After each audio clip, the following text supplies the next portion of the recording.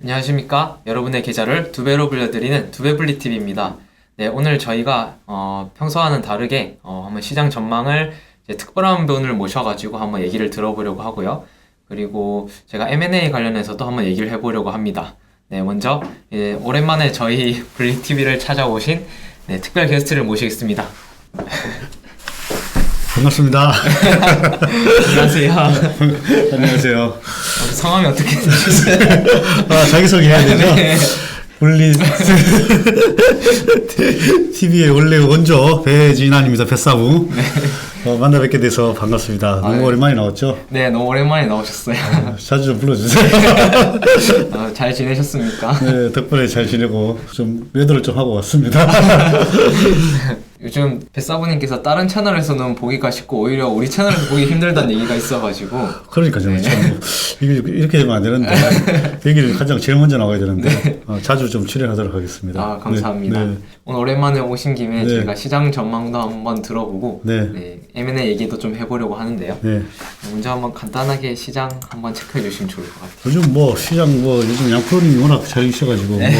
여기 불리 구독자님들 잘 보고 계셨으면 상당히 덕을 많이 보셨을 것 같은데 시장에서 이제 과해지니까 좀 조심하라 이런 얘기도 많이 해주신 것 같고 다 배워서 하는 거는 그래서 또 바닥에서 이걸 사야 된다 이러고 그래서 요즘 불리만 구독했었어도 투자자들은 상당히 덕을 보지 않았나 생각이 듭니다.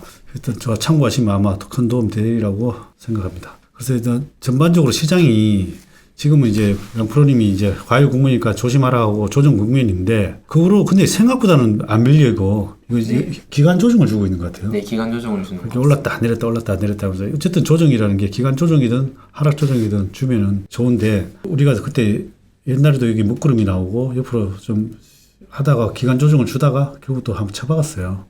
그때 그리고 이제 옆으로 지금 있는 상황인데 지금 역회된 수혈등이 아직 미완성이죠. 네. 역회된 수혈등을 만들고 좀 이거 뚫으면 가지 않겠나 이런 생각이 있는데 지금 역회된 서울대응에 지금 여기 저항 라인에 모가지에 딱 걸려가지고 못 가고 있어요. 못 가고 있는데 그래서 지금 저항 라인에 딱 걸려서 못 가고 있습니다. 그래서 이걸 이제 결국은 뚫어야 한 2,500원 안착을 해야 이제 좀 갈 수 있겠나 그렇게 생각을 하고 있고 월봉상에서도 제가 여러 번 말씀드렸지만 진짜로 대시 상승이 가려면 그때 IMF 때를 봤을 때 보면 그때 39개월인가 조정이 있었더라고. 근데 월봉에서 보면 이때 이제 큰 상승이 나오고 그다음에 하락 조정이 지금 요 자리가 비슷하다고 보면 되죠. 비슷하죠. 네. 지금 요 자리랑 비슷한데 좀 조정했다가 이렇게 갈지 바로 이렇게 갈지는 잘 모르겠어요. 지금 하여튼 요 구간 속에 있고 지금 요 구간이면 좋을 것 같아요. 느낌에. 요 구간이면은 요 구간 속에 들으면 2월달에 좀 상승하고 좀 3, 4, 5, 6 상승을 하고 그 다음에 좀 조정을 줬다가 내년쯤에 대세 상승으로 내년이나 후내년 대세 상승으로 가지 않을까 그냥 조심스럽게 예측을 해봅니다. 왜 이렇게 예측을 하냐? 일단 지금 금리가 최근에 CPI 발표하고 나서 일단 5%는 기정사실화 되어 있잖아요. 네, 그렇습니다. 5.5%까지도 얘기가 나오고 있는 상황인데 그렇다면 이제 상방은 막혀 있다고 보는 거죠. 네. 상방은 제가 봐서는 이제 결국 이렇게 가더라도 이렇게 지금 가더라도 한 2,700 될 것 같아요. 지금 다시 돌아와서 보면 요 자리란 말이에요. 2,700, 800 정도 요 정도에서는 또 다시 처박을 수밖에 없다는 거죠. 그래서 이 상방은 막혔고 왜냐? 금리 인상기니까 그럼 최소 주가가 올라간다면 또 어떻게 되겠어요? 주가가 올라간다는 건 결국 또 물가가 상승을 예측할 수 있고 그러면 주가는 더 못 올라가는 거죠. 금리가 계속 올라가는데 그러면 자금은 계속 회수가 되고 결국은 이 자본시장의 주가를 가장 크게 움직이는 거는 자본이란 말이에요. 자본은 계속 빨려 들어가는데 이제 주가가 더 올라갈 수는 없다는 거죠. 네. 그래서 결론적으로는 시간이 좀 더 필요하다. 금리 인하가 한번 오고 침체가 한번 오고 다시 이제 금리 쭉쭉쭉쭉 빠지고 나서 그다음 대시 상승을 한번 갈 수 있다. 저는 이제 그래서 지금은 상방은 막혀 있다. 그러면 이제 우리가 뭘 봐야 되냐? 네. 제가 봤을 때 우리가 이제 또 불리 TV가 또 중소형주 아니에요. 지금 또 중소형주 올해도 여러 가지 테마가 AI 로봇 2차 전지도 물론 왔었지만은 그 중에서도 보면 많이 간 것들은 대부분 다 중소형주예요. 네, 그렇죠. 100%, 200%. 그다음에 이제 M&A 관련 이렇게 됐는데 그래서 중소형주가 왜 좋냐면은 이런 테마나 이렇게 시장이 박스 굴릴 때 중소형주들이 많이 올라가요. 네. 중소형주들이 순환매를 많이 해요.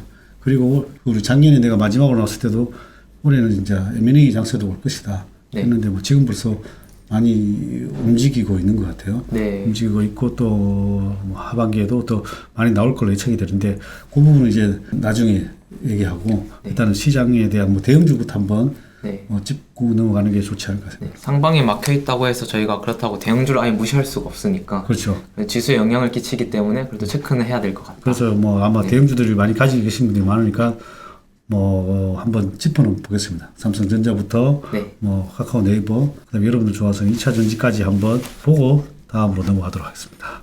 일단은 하여튼 전체적으로 시장은 막혀 있으니까 올라올 때 일단 제 생각은 그래요. 일단은 많이 대형주 많이 가지고 계신 분이면 일단 상방이 계속 올라갈 때마다 현금 비중은 10%씩 제가 추천드리고 싶은 건 100포인트 상승시마다 10%는 최소는 줄여라. 내 포트폴리오 지금은 30%는 현금을 가지고 있는 게 좋지 않나. 아, 30%요? 30%는 가지고 있는 구간이고 이제 올라갈 때마다 현금 비중을 100% 포인트마다 10%를 줄여서 나중에 네. 그걸로 제가 봐서 지금 최근에 오늘 원달러 환율이 1200 얼마인가 한번 보십시오. 지금 1296원까지 올랐어. 최근에 또 많이 올랐네요. 1296원. 그리고 원달러 환율이 1200원대 같으면 미국채도 괜찮을 것 같고. 미국채요? 아니면 이제 현금이 만약에 이제 주식이 많이 올라간다면 미국채나 또 장기 국채입니다. 단기 국채보다는 지금 미국채는 4%대 나오니까. 네. 그리고 그냥 아니면은 이제 국채를 사는 건데 국채는 한 3% 정도 되는 것 같더라고. 그러면 이제 어느 것을 선택할지는 이제 환율에 따라서 좀 바꿔서 이제 현금 비중이 이제 주가는 이제 상방이 막혀 있잖아요. 그러면 이제 금리는 5에서 뭐 6%, 주가가 계속 올라간다면 뭐 더 갈 수도 있겠죠. 6에서 7%.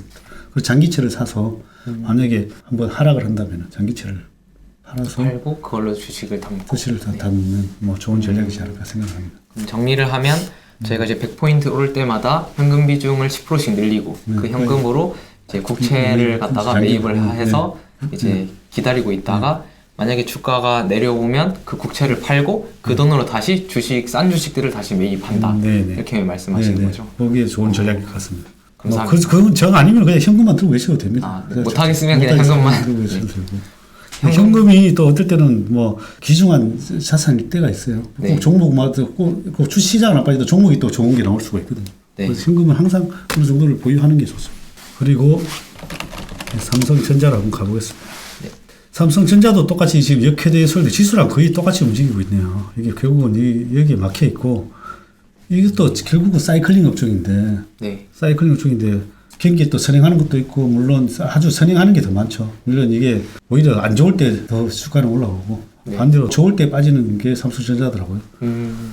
그래서 뭐 어쨌든 바닥은 다진 것 같고 많이 가기는 쉬운 자리는 아니에요. 많이 가더라도 이제 상방은 들려 있고 시간적으로 가져간다면은 뭐 저는 뭐 10만 원도 충분히 할 수 있다고 생각을 하는데 네. 어쨌든 그걸 완성하기 위해서 차트 상황은 이게 이렇게 돼 서울된 건 일단은 뚫어야 되고 네.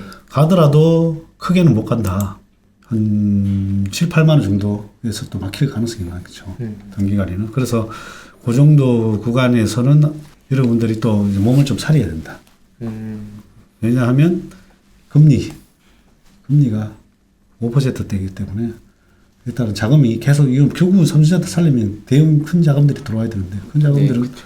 지금 시중의 자금들은 계속 금리 때문에 빠져나가고 있는 상황이니까 양적 긴축이 되고 그래서 결국은 양적 완화되고 돈이 풀리고 나서 한번 또 크게 나올 수 있으니 그리고 이렇게 금리가 이렇게 올라가면 결국 뭐 부동산이 터지든 네. 그때 2003년도 IMF 지나고 나서 터지던 거는 부동산도 좀 있었지만 그때 카드 사태도 터지면서 뭐 좀 그랬는데 개인들 연끌해서 뭐 집도 사고 또 뭐 그런 것들 한번 소화 과정은 필요하지 않나 생각을 해요. 그리고 또 네. 한번은 뭐가 충격이 오든 다른 충격이 올 수도 있고 뭐 부동산이 때문에 올 수도 있고 또 그러면서 결국은 또 금리는 막혀 있고 한 번은 침체가 오겠죠. 금리를 이제 계속 뭐 올릴 수만은 없을 것이고 그래야 또 금리가 떨어질 것이고 네.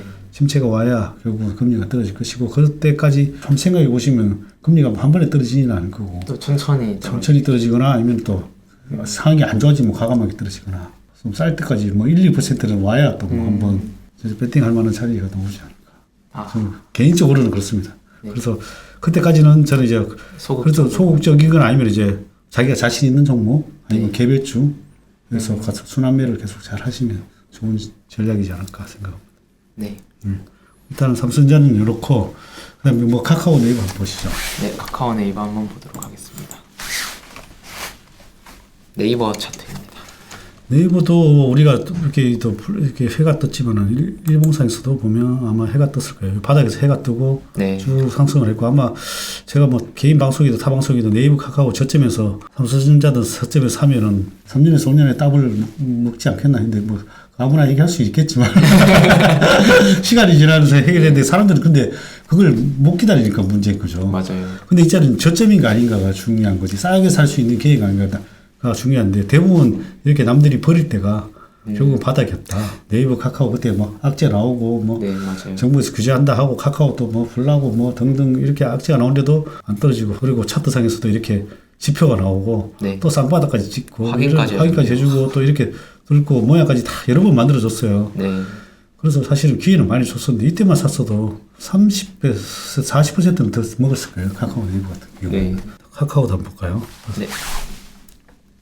카카오도 여기서 분리큐에서 해가 뜨고 나서 지금 거의 바닥 대비는 50%까지 상승했을 거예요. 네. 그래서 뭐 46,500을 하던 게 7만 원까지 갔으니까. 뭐 사실은 큰 호재는 없잖아요. 실적도 그렇게 좀 좋은 것도 아니고. 네. 크게 달라진 건 달라진 건 없지만 주가는 이렇게 반등을 했다 보니 왜냐? 너무 많이 빠졌어 또. 그러나 이때도 이렇게 하락 추세선은 또 돌파를 했어요. 네. 하락 추세선은 이렇게 돌파를 했는데 그러나 아까 얘기했다시피 금리가 이렇게 그래 우호적인 상황은 아니니까 상방은 좀 막혀 막혀 있다. 있다. 네. 막혀 있고 그러나 시간이 지나면 이게 그렇다고 이 플랫폼주가 이렇게 많이 갔은 게 한 번에 또 다시 과거 영향을 찾기는 쉽지 않을 거예요. 찾기는 쉽지 않을 거라. 매물에 대한 소화 과정도 좀 필요하겠네요. 예. 그리고 이게 뭐든지 이렇게 큰 섹터가 이렇게 한 번 가면 시간이 꽤 걸려요. 꽤 필요하고. 물론 새로운 경쟁자가 나타난다면 시간이 좀 걸렸다가 다시 결국은 가긴 가요. 네. 그래서 지금 뭐 어쨌든 새로운 경쟁자는 없는 상황이니까. 그럼 다음으로 저희가 최근 이제 종목 중에서 한번 2차 전지 종목 한번 그러니까 보여볼게요. 여러분들 또 2차 전지를 또 볼 수가 없는데 LG 에너지 솔루션 같은 경우에는 업체도 많고 물론 이제 LG 화학이 가장 뭐 제일 대장주긴 한데 네. 뭐 대장주고 또 캐파도 제일 많고 그런데 일단 밸류에이션 대비 뭐 그렇게 뭐 싼 상황은 아니고 네. 뭐 그런 상황이고 근데 2차 전지를 또 자동차 업체든 여러 군데서 많이 한다고 하니까 많이 지금 상방이 좀 많이 막혀 있는 상황이고 그리고 또 뭐 오뱅 이슈라든지 뭐 물량들이 계속 나오는 바람에 네. LG 에너지 솔루션 같은 경우에는 좀 더 못 간 것 같아요. 그러나 지금 최근에 그래도 양극재 섹터만 많이 움직인 것 같아요. 네, 맞아요. 양극재만 예, 움직였어요. 양극재가 그럴 수밖에 없는 게 이제 양극재는 이제 에 대한 기술은 이제 우리나라가 다 가지고 있고 그거를 할 수 있는 업체는 한정적이고 다 보니까 더 많이 올라간 것 같아요. 그리고 또 뭐 기술력이나 이런 것들이 지금 대안이 없으니까 그리고 다들 뭐 또 정설도 해놓고 이런 상황이다 보니까 더 많이 올라간 것 같은데 일단은 차트로 한번 보고 대입을 해보면 네. 2차 전지 양극재가 대장주는 대장주인 것 같아요. 대장주. 대장주. 네. 대장주라는 거는 그중 2차전 양극재 중에 한 개는 거의 이렇게 제가 같은 경우는 천장이 열렸다 그러거든요. 네. 천장이 열리면 어디까지 갈지 모르는 게 이제 주식인데 일단 천장이 열린 게 한두 개씩 나오고 있어요. 혹시 어떤 게 천장이 열렸나요? 에코 프로랑 네. 그다음에 포스코 케미칼이 천장이 열려 있더라고. 에코 프로 일단 천장이 열렸죠. 근데 지금 현재는 여기 우리 저점에서 해가 뜨고 이렇게 해가 뜨고 아직 과열 지표는 안 나왔어요. 네. 뭐 조만간에 나올 거는 같은데 아직은 이제 계속 매수 구간으로 나와요. 아직까지는. 그러나 조만간에 뜰 수는 있다. 아직까지는 과열 구간이다. 네. 과열 구간이고 아직까지는 그 뜰 때까지는 좀 더 기다려 볼 필요는 있다. 보통 이렇게 대세 상승하는 주식들은 과열권을 유지하면서 이렇게 계속 올라가더라고요. 그렇죠. 과열 유지하니까 굳이 이게 우리가 뭐 매도 사인이 여러 가지가 있는데 그 사인 나오지까지는 굳이 팔 필요는 없어요. 팔 필요는 없는데 제 같은 경우는 첫 번째 보는 게 캔들, 그 다음에 뭐 이평선도 있고 추세선도 있고 그 다음에 뭐 분리 지표도 있고 네. 뭐 분리 큐만 잘 보셔도 될 거예요. 그리고 여기 보면 왜 이게 또 떼꿍이 열렸다고 하면 이렇게 역사적인 저점, 고점을 뚫어버리면은 많이 가더라는 거죠. 네. 이렇게 고점을 뚫고 나서 이렇게 많이 가던데 지금 이렇게 뚫은 게 하나가 또 있더라고. 하나가 또 있는 거 뭐 있냐면은 포스코 케미칼. 잠시만요. 포스코 케미칼을 보면 일단 이걸로 보실게요. 이렇게 역사적인 고점을 한 번, 두 번, 세 번째도 못 뚫다가 여기서 뚫고 네. 갔다가 요 모양이 뭔지 아십니까? 뭔가 약간 컵 같이 생겼는데. 컵같이 생겼죠. 컵 손잡이처럼 생겼잖아요. 네. 이게 윌리엄 오닐이 말하는 이제 컵 이론이에요. 컵 이론. 이게 신고가를 돌파를 하고 컵 뭐 손잡이를 만들면 그 손잡이에서 모양에서 살아나는 건데 네. 이게 되게 컵이고 예를 들면 이제 컵이고 이 손잡이에요. 네. 손잡이 모양이 나온 거잖아. 그러면 여기서 살아나는데 이 바닥에서 샀으면 그래도 돈을 벌겠네. 이게 결국 지지와 저항이죠. 네. 지지가 됐는 자리에서 사서 요것만 따로 하나 만들어줄 수도 좋다. 지지와 저항에서 지지를 받고 네. 올라가고 있는 추세고. 그래서 요거는 이제 일단 뚫었기 때문에 받고 또 올라갔다가 또 뚫을 가능성이 많이 있어요. 그래서 일단 양극재 세타가 결국은 우리나라에 지금 내가 봤을 때 대형주 중에서는 이게 제일 최고로 괜찮은 것 같고. 어쨌든 신고가를 이렇게 많이 올랐는데도 불구하고 계속 하고 있잖아요. 네. 계속 하고 있는 거는 아직은 상승 추세를 멈추지 않았다. 결국은 뭐 2차 전지가 시작도 안 했는 섹터니까 사실은 2차 전지라는 게 안 했는데 최고 핵심이 양극재니까 양극재는 아무나 할 수도 없으니 네. 뭐 그런 것 같아요. 뭐 요즘 배터리 아저씨 나와가지고 열심히 거기에 대해서 설명을 많이 해주셔가지고 여러분들이 저보다 뭐 더 잘하실 수도 있을 것 같아요. 그래서 저는 이제 차트적인 관점에서 설명을 드릴게요. 그렇습니다. 그런데 요건데 또 안 뚫은 게 몇 개가 있더라고 보니까.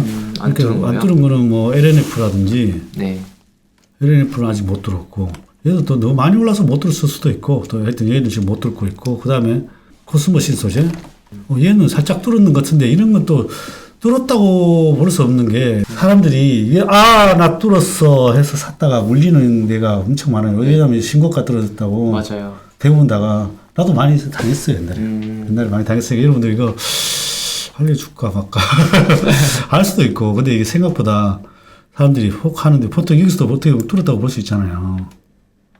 그래서 또 예를 들면 신고가로 예를 들면 뚫었다고 볼 수 있는데 네. 근데 뚫었다고 해서 조정을 받고 그러잖아요. 여기서도 또 뚫었다고 볼 수 있잖아요. 여기서 그럼 가는 걸 해서 샀으면 여기다 동그라미가 됐을까? 여기 뚫었다 해서 샀어. 여기 또 뚫었으니까 뚫었다고 샀는데 또 물려버려. 그래서 이렇게 낭패를 보는 경우도 있다는 거죠. 네. 이럴 때는 이제 추세선을 그어야 돼. 추세선을 그어가지고 추세선을 그어서 상향 추세선이 이렇게 약하게 추세를 뚫는 경우들이 많아요. 네. 그러면 이제 강하게 뚫고 가야 돼. 약하게 뚫으면 계속 이 추세선이 계속 걸려서 못 가는 거예요. 그리고 이 추세선을 항상 위 그었다 보면 그어줘야 되는데 이 뚫었다고 속으면 안 되는 거예요. 네. 이거 이것도 뚫었다고 속아서 이것도 뚫었네 샀다 보면 이 꼴이 밟고 내려오는 경우들이 엄청 많아요. 그래서 이거 조심해야 돼요. 그래서 신고가 종목들 함부로 들어갔다가는 이제 내가 그리고 또 세력들이 일부러 또 만드는 경우도 있어요. 그렇게요? 일부러 신고가를 만드는 척 해가지고 고가를 뚫어놓고 팔고 이래 나와버리니까 네. 그래서 윗골이나 아니면 살짝 뚫은 것처럼 나와서 그때 이제 팔리는 경우들이 많아요. 그래서 뚫었다고 해서 함부로 신고가라고 보시면 안 되고 아까처럼 제 윌리엄 오님처럼 이렇게 받고 지지가 충분히 있는 자리에서 이런 지지가 충분히 없잖아요. 네. 없는 자리에서 가버리니까 그런 거예요. 그럼 예를 들면 이렇게 지지가 충분히 있는 자리에서 뚫고 가면 괜찮은 거예요. 이렇게 요런 지지가 많은데 뚫었다 그러면 이제 또 떼꿍이 천장이 열리는 거죠. 그것도 하나의 또 팁이 있다면 보통 이제 이렇게 할 때 첫 번째 상승은 이걸 또 원래 따로 강의해야 되는 건데 이거 너무 저한테만 알려주세요. 따로 강의해야 되는 건데 이거는 올려야 되나 말이에요. 하여튼 보통 하면 요 구간만큼은 네. 상승하더라. 요 구간만큼 이 구간 일단 기본적으로 뚫었을 때 그거는 이제 뭐 할 수도 있고 그런 상황입니다. 그래서 지금은 이 추세가 결국 아직은 이게 상방이 막혀 있다는 거죠. 아직은 뚫었다고 이거는 이제 뚫었으나 확실하게 뚫었다고 볼 수 없는. 계속 이런 추세선상에 박스 채널형이 같이 있다고 보시면 됩니다. 네. 그러니까 완전히 뚫었다고 해서 뚫은 게 아니라 이런 채널형인지 그것도 유심히 봐야 돼요. 아까 포스코 케미칼하고 다른 거는 이런 채널, 이거는 원래는 이 채널형이 갇혀 있는 거고 이 채널형이 갇혀 있다가 이 채널형이 갇혀 있다가 이렇게 뚫은 거라 차이점은 그렇습니다. 그래서 저항이 이제 많이 있는 거죠. 저항이 아니고 지지입니다. 예, 지지가 많이 있어요. 예, 예. 하여튼 그렇습니다. 그래서 이때는 제가 봐서는 2차 전지 양극재는 아직까지는 대세 상승 구간이다. 네. 아직은 수세가 깨지지 않고 또 뚫은 종목도 나왔다. 그러면 하나가 뚫으면 실적이랑 아직까지는 갭이 많으니까 그 부분 조심해야 될 것 같아요. 너무 갭이 크고 에코프로는 뚫었는데 에코프로 BM도 못 뚫었더라고요. 에코프로 BM 한번 보실래요? 네. 에코프로 BM을 보면 이건 아직 못 뚫었잖아요. 네. 아직도 채널 연결이 갇혀가지고 있는데 이렇게 채널 연결이 갇혀가지고 있는데 이건 아직 뚫었다고 볼 수는 없는데 그래도 에코프로가 가기 때문에 뚫을 가능성이 많이 있어요. 근데 에코프로가 왜 뚫었냐고 이렇게 보니까 에코프로 BM이 지주사격이잖아요. 그쵸. 근데 지주사격인데 네. 에코프로가 시총이 엄청 작았더라고. 그런데 지금 이제 50%로 따졌을 때 얘 지금 평가액만 지금 13조가 거의 13조가 14조 되더라고요. 에코프로 네, BM이. 맞아요. 근데 지금 거기가 6조밖에 안 되니까 6조 대밖에 안 되니까 좀 쌌던 거죠. 에코프로 BM이. 원래 지주사들이 상당히 원래 저평가된 주식들이 많잖아요. 네. 그런 것 치고는 에코프로가 지주사의 지금 대장격으로 움직이지 않나. 다른 회사들은 지주사들이 싼 것들이 너무 많잖아요. 맞아요. 언젠가는 또 에코프로처럼 그런 다른 지주사들도 좀 평가를 받는 시기가 오지 않을까 생각도 해볼 수 있겠습니다. 네, 감사합니다. 네.